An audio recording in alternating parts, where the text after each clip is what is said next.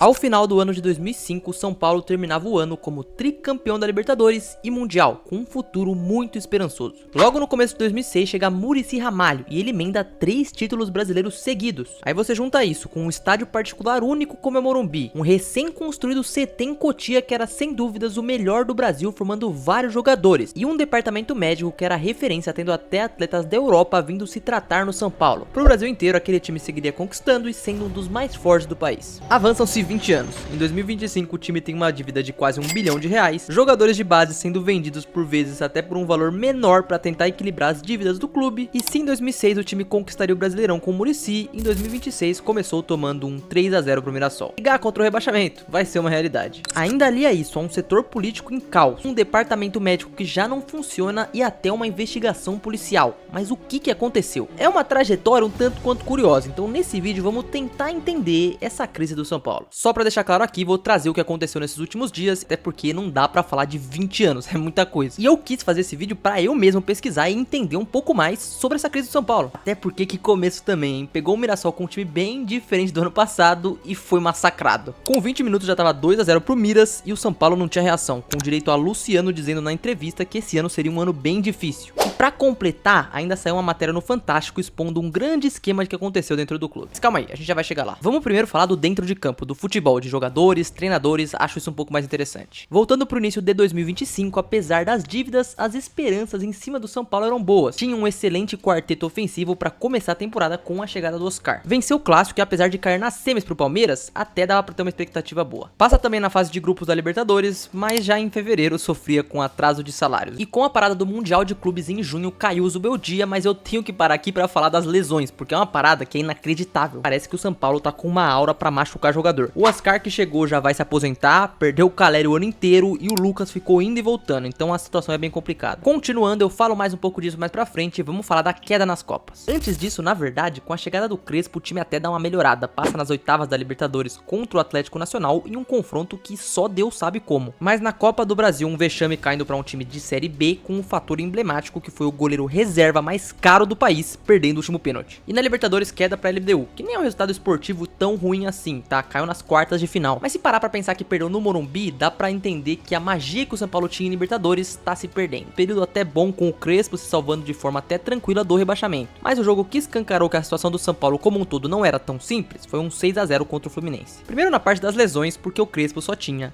21 jogadores disponíveis, sendo vários da base, então não tinha muito o que fazer. Em segundo lugar, depois desse chocolate, teve a entrevista do Luiz Gustavo, que de certa forma tentou expor o bastidor do clube. Aí com isso é óbvio, 2026 começa daquele jeito, cheio de dívidas, sem dinheiro pra contratar, e a gente já vai chegar nas piores notícias. Porque como que o soberano se tornou o endividado? É um case de desgraça que precisa ser estudado. Vamos por partes. Primeiro, voltando pro início do século, o tricolor sabia como agir no mercado. Fazer contratações que rendiam lá na frente ou que rendiam muito no próprio clube. Podemos dar o exemplo do Cicinho, que veio de graça e saiu pro Real Madrid depois, ou de caras como Mineiro e Josué, que foram achados e se tornaram uma dupla histórica dentro do São Paulo. Ou seja, o clube tinha um planejamento, um scout bem organizado. É óbvio que o futebol hoje é muito mais caro do que era antigamente, mas se a gente for lá pra treinadores também, é uma diferença considerável. Existia um planejamento. Em 2005, saiu o Leão porque recebeu oferta do exterior e veio o Alto Ori, que fez o que fez e venceu títulos naquele ano. De novo, perdeu seu treinador pro futebol japonês, mas veio o Muricy Ramalho com um projeto de futebol que deu certo, ganhando 3 brasileiros seguidos. E como resumo, o São Paulo seguia uma linha na hora de contratar seus técnicos, o que já muda pouco tempo depois, porque de 2010 até 2013 foram 8 técnicos diferentes. Só imagina a quantidade de multas que eles tiveram que pagar nesse tempo. E o que explica também essa mudança tão grande em 20 anos é que o São Paulo meio que parou no tempo. Enquanto o tricolor tinha as melhores instalações do país, ele reinou de forma merecida. Mas quando esse período passou, o que restou foi uma estrutura já não mais tão moderna e uma desorganização política, o que fica mais transparente se olharmos para outros clubes do Brasil. Palmeiras e Flamengo se estruturaram, viveram momentos de gestão que não endividaram o clube e de 2019 até 2022 se tornaram tricampeões da Libertadores da América. Coisa que o São Paulo já era 20 anos antes e um desses dois iria conquistar o Tetra antes do tricolor. Nesse caso foi o Flamengo. E hoje é bem mais provável que o Palmeiras chegue ao Tetra, o Flamengo chegue ao Penta, ao Hexa, do que o São Paulo chegar perto de ganhar uma Libertadores. Se antes o mercado era inteligente, nas gestões mais recentes o time acumulou dívidas com jogadores em contratos questionáveis. Tendo como maior exemplo a vinda do Daniel Alves, que pelos moldes que veio não fez sentido nenhum. Contratado um lateral direito para ser camisa 10. E apesar do time até funcionar por um certo momento, foi mais um elenco do São Paulo que gerou prejuízo. E agora a gente chega no ponto mais sensível dessa história, que é a parte da gestão institucional do clube. Porque até aqui, beleza, dá pra errar em jogador, em técnico, em contratação e isso é algo relativamente normal no futebol brasileiro, mas agora o que tá acontecendo no São Paulo, supostamente, tá passando um pouco disso. A começar pelo departamento médico. Como eu disse lá atrás, o clube era referência e em 2025 foram mais de 70 casos de jogadores lesionados, contando com 3 centroavantes tendo LCA e ficando fora e o time jogando despedaçado praticamente a temporada inteira. Não é normal, não é azar, não é coincidência, é um problema que já tá meio comprovado. E pra piorar, ainda tem a crise do Mondiaro. É surreal pensar que isso se tornou um assunto. Eu não tenho conhecimento pra dizer se faz sentido um jogador usar Mondiaro, mas pensando que é um clube com um DM de credibilidade duvidosa, isso caiu como uma bomba. Com suspeita ainda por cima de um fornecedor legal e receitado por um médico não oficial de São Paulo, que estaria ganhando uma bala pra isso. Óbvio, não dá pra confiar num setor desses, é um problema estrutural. E antes de entrar no que é mais sério, vamos pra mais um caso engraçado, porque o circo do São Paulo tá demais. Ou melhor, a festa junina, né? Porque pra 2026 vai ter um gasto previsto de 3,5 milhões de reais. A parada é histórica, tá? E eu até fui pesquisar só pra ter uma base de comparação. A festa junina do Pinheiros, que é um outro clube, gasta quase 5 milhões com 40 mil sócios. Enquanto a do São Paulo, com só 6 mil, gasta só 1,5 milhão de reais a menos. Fica muito absurdo se você pensar que um time que deve quase 1 bi, vendendo tudo quanto é ativo e devendo jogador, tem nos planos uma festa como essa, beira o ridículo. Então a partir de agora, eu vou citar alguns nomes, mas antes disso eu vou parar aqui pra pedir a você deixar o seu like e se inscrever aqui no canal. Tem vídeo toda semana por aqui, e se vocês quiserem que eu faça mais vídeos individuais de clubes do Brasil, deixa aqui nos comentários, porque eu posso fazer. Agora voltando, vamos pra parte política. Voltando pra época soberana, o presidente foi Marcelo Portugal Gouveia, responsável pela construção do CT de Cotia em uma das épocas mais vencedoras, tendo como seu sucessor Juvenal Juvencio, que ainda pegou uma parte da época de títulos, tendo seu último na Sula em 2012, mas aqui as coisas começam a piorar. Inclusive, 2012 foi o último título do São Paulo e depois ganhou em 2021, foi um tempo longo de espera aí. Vem Carlos Miguel Aidar em 2014, que já em 2015 renuncia por denúncias de corrupção. E de 2015 até 2020 vem Leco, que aumentou a dívida em quase 300 milhões. E ainda teve várias derrotas vergonhosas no meio do caminho, né? No mundo invertido foi um trabalho muito bom. E vem o Casares, que inicialmente é até quem ganha o Paulista e a Copa do Brasil, mas ele também é histórico. Ele viu o Leco e ele deve ser se sentido desafiado, porque pode pôr aí mais 300 milhões de dívida pro tricolor, chegando aos quase 1 bilhão no total. Ou seja, tudo o que aconteceu até chegar no nível de hoje foi algo construído com muitos anos, não aconteceu do nada. O São Paulo trabalhou a dívida pra chegar aí. A diferença é que agora em 2025 já não dá pra esconder mais e também tem o racha político. O presidente Júlio Casares e o agora ex-diretor de futebol Carlos Belmonte são de grupos Participação e Legião respectivamente. E segundo as informações, essa diretoria passou a acompanhar menos o clube ano passado, o que incomodou os jogadores. Podem estar em lados opostos na próxima eleição presidencial, marcada para dezembro de 2026. Isso se o Casares ainda tiver algum tipo de poder lá no São Paulo, né? Porque agora a gente chega na parte policial, o que passou no Fantástico e algumas coisas mais graves. Chegamos a um dos maiores escândalos, que é o caso dos ingressos clandestinos nos camarotes. Dirigentes negociando o camarote que não deveria ser vendido, áudio vazado, conversa escancarando que todo mundo ganhou dinheiro, pressão para retirada de denúncia judicial. Teve negócio aí que você ganhou dinheiro,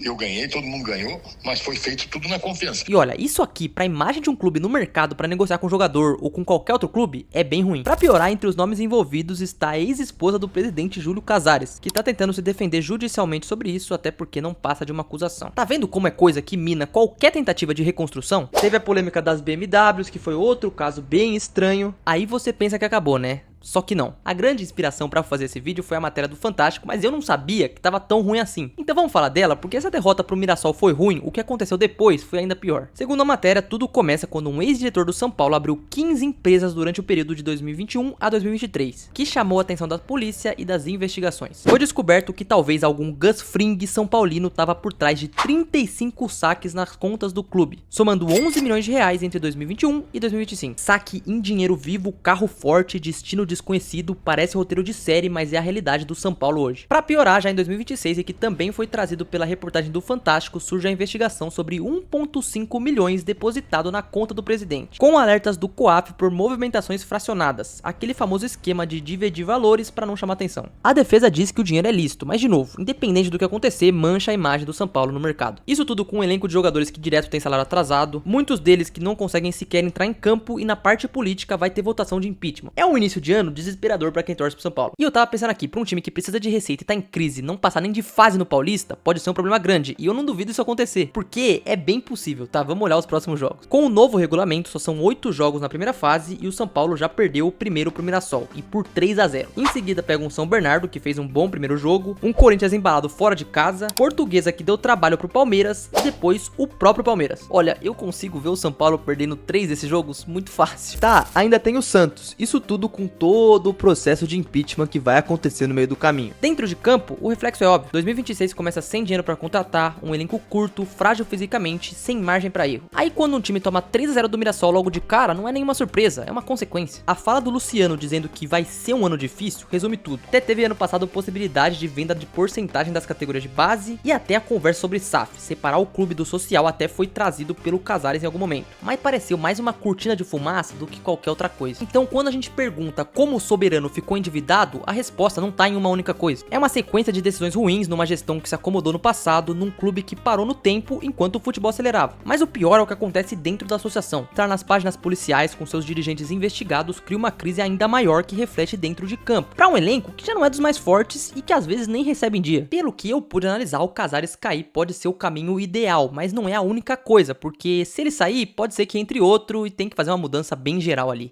Você acertou na mosca.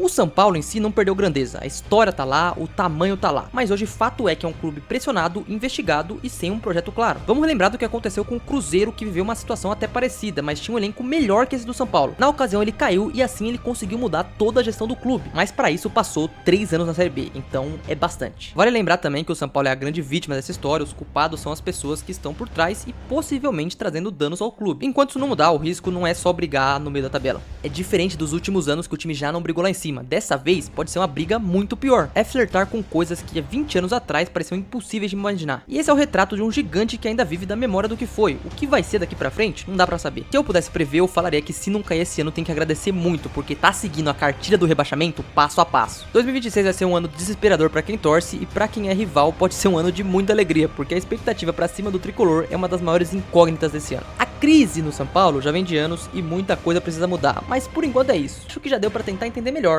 a crise do São Paulo Futebol Clube.